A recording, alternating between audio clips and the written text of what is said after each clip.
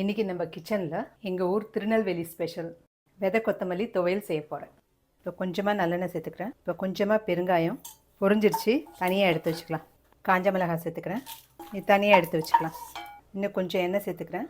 கொத்தமல்லி சேர்த்து வறுத்துக்கணும். அடுப்பை நல்லா மீடியம் ஃப்ளேமில் வச்சுட்டு செய்யணும். இது நல்லா பச்சை வாசனை போய் லேசாக கலர் மாறணும், அது வரைக்கும் வறுக்கணும். இப்போ நல்லா கலர் மாறிடுச்சு. இப்போ தேங்காய் சேர்த்துப்போம். தேங்காவில் நல்லா ஈரத்தன்மை போகிற வரைக்கும் வதக்கணும். தேங்காவை நல்லா வறுப்பட்டுருச்சு. இப்போ அடுப்பு அணைச்சிடலாம். இப்போ துவையல் அரைச்சிடலாம். இப்போ இந்த காஞ்ச மிளகாய், பெருங்காயம், வறுத்து வச்ச மல்லி, தேங்காய், பூண்டு, புளி, கல்லுப்பு, தண்ணி ஊற்றாமல் நல்லா கொரன்னு அரைச்சிக்கணும். கொரன்னு அரைச்சாச்சு. இப்போ இது கூட கொஞ்சம் கொஞ்சமாக தண்ணி சேர்த்து நல்லா